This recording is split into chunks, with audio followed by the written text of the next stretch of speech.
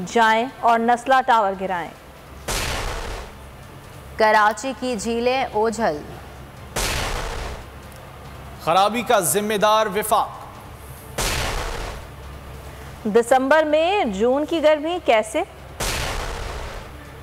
Petrol बहरान तैयार, वजीर आला का वजीर आजम को साफ जवाब। और पीडीएम तहरीक नहीं तारीख। बुलेटिन में सबसे पहले आपको बताएं कि सुप्रीम कोर्ट ने नस्ला टावर से मुतालिक रिपोर्ट पर कमिश्नर कराची की सख्त सरजनिश कर दी। हुक्म दिया सारे शहर की मशीनरी और स्टाफ लेकर जाओ और नस्ला टावर गिरा दो। चीफ जस्टिस ने कमिश्नर पर इजहार बरहमी करते हुए रिमार्क्स दिए, सिर्फ टाइम पास कर रहे हैं, आपका यहां से जेल जाने का इरादा है। जस्टिस काजी अमीन ने रिमार्क्स में कहा, ज्यादा स्मार्ट बनने की कोशिश ना करें, आपके खिलाफ मिसकंडक्ट की कार्रवाई होगी। अदालत ने तिजौरी हाइट्स भी आज गिराकर रिपोर्ट पेश करने की हिदायत कर दी।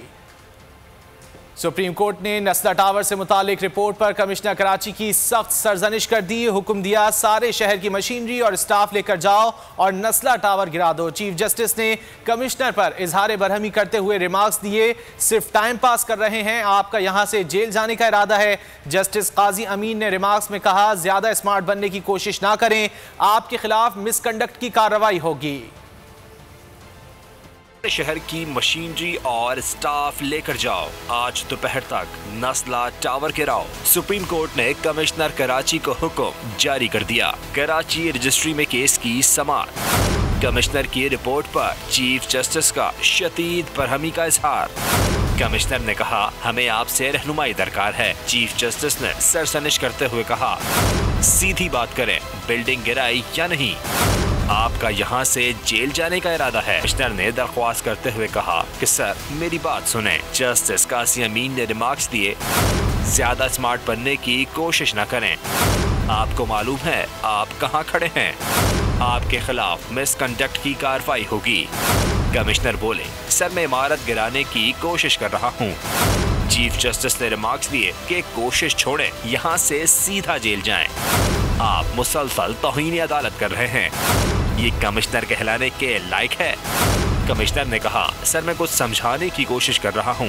जस्टिस गुलजार अहमद ने मकालमा किया, हम समझ रहे हैं लेकिन आप नहीं समझ रहे, सिर्फ टाइम पास कर रहे हैं, अभी जाएं और नस्ला टावर गिराएं। तिजौरी हाइट्स भी आज गिराकर रिपोर्ट पेश करें। 2 माह में नस्ला टावर मुकम्मल गिरा दिया जाएगा। कमिश्नर कराची अदालती हुक्म के बाद नस्ला टावर पहुंच गए, कहा 2 घंटे में मशीनरी आ जाएगी। इमारत को SPCA हुक्काम की निगरानी में मुनहदम किया जाएगा। गिराने का अमल 10वीं और 11वीं मंजिल से किया जाएगा। आपको आगाह कर रहे हैं कि सुप्रीम कोर्ट के हुक्म पर नस्ला टावर को गिराने का काम शुरू कर दिया गया और इस सिलसिले में अदालती हुक्म के बाद कमिश्नर कराची नस्ला टावर पहुंच गए। 2 घंटे में मशीनरी आ जाएगी। इमारत को SPCA हुक्काम की निगरानी में मुनहदम किया जाएगा, जबकि गिराने का अमल 10वीं और 11वीं मंजिल से शुरू किया जाएगा। पे काम तो शुरू हो चुका था, आपने देखा, फिर उस वक्त इसलिए बंद कर दिया गया था क्योंकि हिफाजती इक़दाम मुकम्मल नहीं हुए थे यहाँ पे, तो डेबरी जा रही थी शाहराह फैसल पर, शाहराह कायदीन पर, जान और माल का नुकसान होने का ख़दशा था। और यही सुप्रीम कोर्ट के हुक्म के मुताबिक कि न सिर्फ उसको तोड़ना है लेकिन जान और माल की हिफाजत भी करनी है, प्रॉपर्टी की हिफाजत करनी है। तो 11वीं मंजिल से ऊपर जो टॉप फ्लोर है वहाँ से तो काम शुरू हो गया है। 10वीं मंजिल मेरे पास पिक्चर्स हैं, वीडियोज़ हैं। 10वीं मंजिल तो तकरीबन अंदर से पूरी तोड़ दी गई है आप, और अब इसको स्पीड अप करेंगे। सुप्रीम कोर्ट ने हुक्म किया है कि इसको स्पीड अप करें और जल्द से जल्द इसको ख़त्म कर दें, गिरा दें, तो ये हो जाएगा। अब आगे से हम सिर्फ ये करेंगे, अभी करने लगे हैं, सारा सामान तो आ चुका है यहाँ से, तो वो तरीका जो है वो ऑलरेडी आपको पता है कि वो शुरू हो चुका है और वो स्पीड अप हो जाएगा बहुत तेज़ी से। उस देखें DG साहब को भी मैंने कल परसों बुलाया था अपने ऑफिस में और यही बात उनके सामने रखी थी कि जी आप लोगों का काम है, आपको ये करना चाहिए और रूटीन में होना है। सुप्रीम कोर्ट के हुक्म पर नस्ला टावर को गिराने का काम शुरू कर दिया गया। पहले मरहले में नस्ला टावर की इमारत को अंदरूनी हिस्सों से तोड़ा जा रहा है। ताज़ा तरीन सूरत हाल क्या है जान लेते हैं बोल न्यूज़ के नुमाइंदे अमजद कायम खानी से, जो इस वक्त नस्ला टावर पर मौजूद है। अमजद, आगाह कीजिएगा।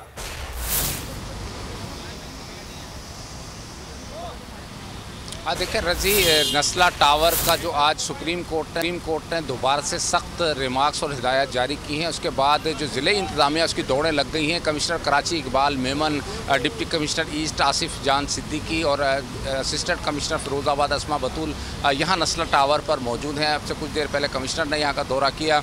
जो हिफाजती इक़दाम की बात की गई कमिश्नर कराची की जानिब से, तो इस हवाले से इमारत के चारों तरफ जो है वो जाल बिछाया जा रहा है, नेट लगाया जा रहा है। जो ज़ेर तामीर इमारतों के जो करीब जो है वो लगाया जाता है, उमूमन हमने देखा है कि ग्रीन कलर का नेट होता है, वो नेट यहाँ पे अब लगाने की कोशिश की जा रही है। जो फ्रंट साइड है, इसका बैक साइड है जो शारा फैसल को टच करता है, उस तरफ से जो है इस काम का आगाज़ किया गया है। नेट लगाने के बाद जो है वो इस इमारत को जो है मुकम्मल मिसमार करने का काम शुरू किया जाएगा। डिप्टी कमिश्नर जो ईस्ट हैं आसिफ जान सिद्दीकी, वो अब से कुछ देर पहले यहाँ आए, उन्होंने मीडिया से गुफ्तगू की। उनका कहना ये था कि हैवी मशीनरी को जो तलब कर लिया गया है। SPCA हुकाम जो है सिंध बिल्डिंग कंट्रोल अथॉरिटी के जो हुकाम और अफसरान हैं वो इस सारे अमल की निगरानी करेंगे। कॉन्ट्रैक्ट अवार्ड कर दिया गया है, ठेकेदार को तलब कर लिया गया है तमाम मशीनरी और मज़दूरों के साथ, और इसका जो बालाई काम है वहाँ से इसका आगाज़ किया जाएगा। जो खिड़की दरवाज़े प्री डेमोलिशन कहलाती है वो की जाएगी। उसके बाद जो कॉलम्स हैं उनको मिसमार करने का आगाज़ किया जाएगा। हैवी मशीनरी के ज़रिए जैक हैमर्स तलब किए गए हैं, हैवी मशीनरी तलब की गई है। उससे कबल जो है ये हिफाजती इक़दाम जो हैं वो किए जा रहे हैं। और जब वक्त पूछा गया डिप्टी कमिश्नर शर्की से कि कितने अरसे में ये इमारत, ठीक है अमजद हमारे साथ रहिएगा। इस वक्त रुक कर लेते हैं, कराची रजिस्ट्री का वहाँ मौजूद हैं बोल न्यूज़ के नुमाइंदे शाहिद हुसैन। शाहिद, आज एक अहम समाअत हुई और चीफ जस्टिस की जानिब से खास बरहमी का इजहार भी किया गया, क्या कहना था बताइएगा।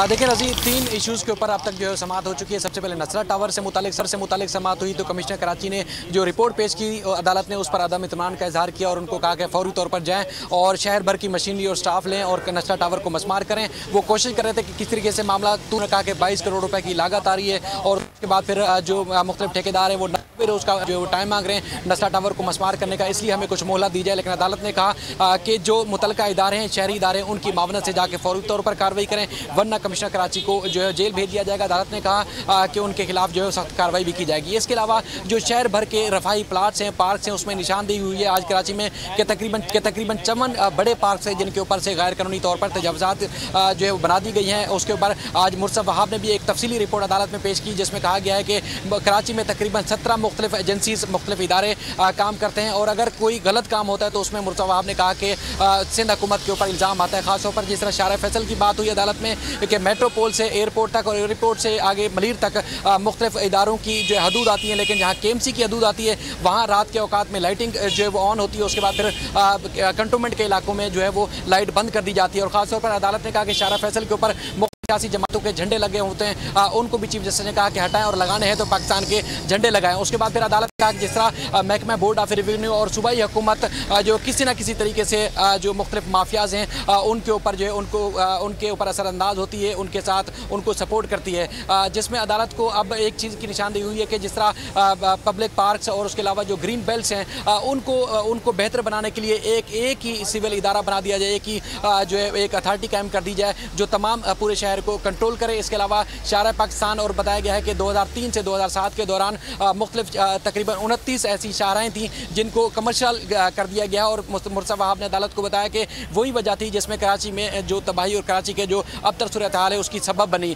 शहर को कमर्शलाइज कर दिया गया है। इसकी वजह से जहाँ 4 या 6 अफराद एक घराने में रहते थे 1000 के गज़ के घर में, अब वहाँ सैकड़ों अफराद जो है वो वहाँ मुकीम है। इसलिए कराची में जो सिविक इशूज़ हैं वो पैदा हो रहे हैं। अब जिस तरह जो सिविल एविएशन अथॉरिटी की ज़मीन थी अदालत ने उसके ऊपर भी कहा कि जो कमर्शियल काम हो रहा है, एक्टिविटी हो रही है, उसको क्लब और मेस को फौरी तौर पर बंद किया जाए और उसके बाद फिर जो मुतल्लिका हुकाम है जिसमें सिविल एविएशन अथॉरिटी की। ठीक है, शायद आज आपने हमें सुप्रीम कोर्ट कराची रजिस्ट्री में होने वाली समाअत के हवाले से आगाह किया। इसके अलावा अमजद कायम खानी ने नस्ला टावर इन्हिदाम के हवाले से जो इक़दाम उठाए जा रहे हैं उस हवाले से आगाह किया। आप दोनों का बहुत शुक्रिया। सुप्रीम कोर्ट की जानिब से हुक्म दिया गया है और आज बरहमी का इजहार किया गया कमिश्नर के ऊपर कि अब तक नस्ला टावर को क्यों गिराया नहीं जा सका है, जिस पर अब कार्रवाई का आगाज कर दिया गया है और सुप्रीम कोर्ट के हुक्म पर नस्ला टावर को गिराने का काम भी शुरू कर दिया गया है। और बुलेटिन में आगे देखिए, हर खराबी का जिम्मेदार विफाक। 1.5 साल के दौरान बिजली की कीमत 3 बार बढ़ाई जाएगी। IMF के मुतालबे पर हुकूमत ने नया महंगाई प्लान तैयार कर लिया। फरवरी 2022 में फी यूनिट ₹1.61 इजाफे का इम्कान है। IMF ने फ्यूल प्राइस एडजस्टमेंट और तमाम टैक्सेस मनोवन वसूल करने और सब्सिडी भी बतदरीज कम करने की शर्त रख दी है। पेट्रोलियम मसनूआत पर लीवी गुज़िश्ता 2 साल की सतह पर लाने पर भी इसरार कर दिया। एक नहीं, दो नहीं, 3 बार बिजली बम से होगा अवाम पर तगड़ा वार। IMF ने शराइत लगा दी। हुकूमत ने मंजूर करते हुए महंगाई प्लान बना लिया। ज़राए वजारत खजाना के मुताबिक हुकूमत ने 2 साल की हिकमत अमली बना ली। 1.5 साल के दौरान बिजली की कीमत 3 बार बढ़ाई जाएगी। ज़राए के मुताबिक IMF ने बिजली की बुनियादी टैरिफ की बुनियाद पर कीमतें बढ़ाने का मुतालबा रखा है। IMF ने 7वें जायजे के लिए बिजली की कीमत में मजीद इजाफे का मुतालबा की। फ्यूल प्राइस एडजस्टमेंट और तमाम टैक्सेस मनोअन वसूल किए जाएं। बिजली सारिफीन के लिए सब्सिडी भी तरजीह कम की जाए। पेट्रोलियम मसनूआत पर लीवी गुज़िश्ता 2 साल की सतह पर लाई जाए। ज़राए के मुताबिक फरवरी 2022 में बिजली की फ़ी यूनिट कीमत में ₹1.61 इजाफे का इम्कान है। पेट्रोल पंप एसोसिएशन ने खतरे की घंटी बजा दी। मुतालिबात मंजूर ना होने पर मुल्क भर में कल से हड़ताल का ऐलान कर दिया गया है। तर्जुमान के मुताबिक हुकूमत से 4 बार मीटिंग्स कर चुके हैं मगर कोई फ़ायदा नहीं हुआ। पेट्रोल पंप मालिकान बढ़ती हुई कीमतों से परेशान, कर दिया 25 नवंबर से हड़ताल का ऐलान। मसाइल में घिरे अवाम को कल से एक और झटका लगने वाला है। मुल्क भर के तमाम पेट्रोल पंप्स पर ताले पड़ने वाले हैं। पेट्रोल पंप्स एसोसिएशन का कहना है 5 नवंबर को हड़ताल की कॉल दी थी, जिस पर हुकूमत ने 20 नवंबर का वक्त मांगा था, लेकिन अब तक कोई जवाब ना आया। हुकूमत 6% मार्जिन पर झूठी तसल्लियां दे रही है। पेट्रोल पंप्स एसोसिएशन के मुताबिक हम कोशिश कर रहे हैं कि हमारा मार्जिन बढ़ाया जाए, ताहम हुकूमत और वजारत पेट्रोलियम संजीदा नहीं। आगे बढ़ेंगे। दिसंबर में जून की गर्मी, आइंदा माह एक और मिनी बजट। IMF के सामने घुटने टेक कर बिजली और पेट्रोल की कीमतों में मुसलसल इजाफे का इम्कान है। 1.5 साल के दौरान बिजली की कीमत 3 बार बढ़ाई जाएगी। IMF ने फ्यूल प्राइस एडजस्टमेंट और तमाम टैक्सेस मिनोअन वसूल करने और सब्सिडी भी बतदरीज कम करने की शर्त रख दी। पेट्रोलियम मसनूआत पर लेवी गुज़िश्ता 2 साल की सतह पर लाने पर भी इसरार किया गया है। बात कर लेते हैं वर्ल्ड न्यूज़ के नुमाइंदे उमर हयात से। उमर हयात, बताइएगा। जी बिल्कुल, IMF की जानिब से जो चौथी ट्रांच पाकिस्तान को मौसूल होगी, उसके बाद मजीद महंगाई के खर्चात जो है वो बढ़ जाएंगे और इसके साथ साथ बिजली और गैस की कीमतों में इजाफा तो होगा ही, लेकिन ये हम देख रहे हैं कि आने वाले दिनों में बिजली की कीमत में बहुत ज्यादा इजाफा मुतवक्का है। IMF की जानिब से पाकिस्तान को जो है वो बिजली की इजाफा करने की हिदायत जारी कर दी गई है और फरवरी 2022 तक बिजली की फी यूनिट कीमत में जो बुनियादी कीमत होगी उसमें ₹1.61 मजीद इजाफे का इम्कान मौजूद है और ₹4.95 फी यूनिट इजाफे की IMF ने जो है वो मुतालबा सामने आया था। उसके बाद हम ये देख रहे हैं कि जो बिजली की फी यूनिट कीमत है उसमें बतदरीज जो है वो इजाफा अगले 1.5 साल तक किया जाएगा और हुकूमत ने जो एक बाकायदा तौर पर मंसूबा बनाया था गर्दिशी कर्जे को कम करने के लिए, उसमें भी हुकूमत हमें नाकाम होती हुई नजर आ रही है। और दूसरी जानिब गुज़िश्ता हुकूमत के IPPs के साथ मुआहदे थे, उन मुआहदों के हवाले से मौजूदा हुकूमत ने उन मुआहदों पर नजरसानी की बात की थी और IPPs को अदायगियों के हवाले से बात की थी, लेकिन वो भी हमें यह नजर आ रहा है कि हुकूमत जो है वो अब बिजली के जो निर्ख हैं उनको बढ़ाकर न सिर्फ गर्दिशी कर्जा कम करेगी बल्कि जो अदायगियां हैं उनको वो भी बर वक्त हो सकेंगी। दूसरा एक और अहम मसला है फ्यूल प्राइस एडजस्टमेंट का और हम ये देखते हैं कि माहाना बुनियादों पर और इसके साथ साथ छमाही बुनियादों पर फिर सालाना बुनियादों पर फ्यूल प्राइस एडजस्टमेंट की जाती है और उसमें जो है वो सारिफीन पर एक बड़ा बोझ जो है वो डाला जाता है। अब आइए हुकूमत अपनी जो है वो नाकामी को छुपाने के लिए एक मरतबा फिर जो है वो एक आम कंज्यूमर्स पर जो है दबाव डालेगी और दूसरा गुज़िश्ता 2 रोज कबल हमाद अजहर ने अपनी प्रेस कॉन्फ्रेंस में कहा था कि अब जो लाइफ लाइन कंज्यूमर है ऐसा किया जाएगा कि 6 माह तक मुसलसल अगर 200 यूनिट से कम इस्तेमाल करने वालों को। बहुत शुक्रिया उमर हयात, आपने तफसीलन आगाह किया। अहम खबर देंगे आपको। अपोजिशन लीडर शहबाज शरीफ का बयान, 1 दिसंबर से महंगाई का नया बम फेंकने की तैयारी की जा रही है। महंगाई का नया बम फेंकने की तैयारी काबिल मजम्मत और आवाम पर जुल्म है। शहबाज शरीफ के मुताबिक हुकूमत गरीबों को कंगाल और मईशत बर्बाद कर चुकी है। बिजली गैस महंगी, रोज़गार ख़त्म, टैक्स पर टैक्स, ये है नया पाकिस्तान। हर चीज़ महंगी हो गई लेकिन कर्ज फिर भी बढ़ता जा रहा है। कर्ज बुलंद तरीन सतह पर पहुंच गया लेकिन आवाम को कुछ नहीं मिला। मुल्क में कोई बेहतरी नहीं आई। ये पैसा आखिर कहां गया? सब्सक्राइब करें और बेल दबाएं ताकि कोई खबर रह न जाए।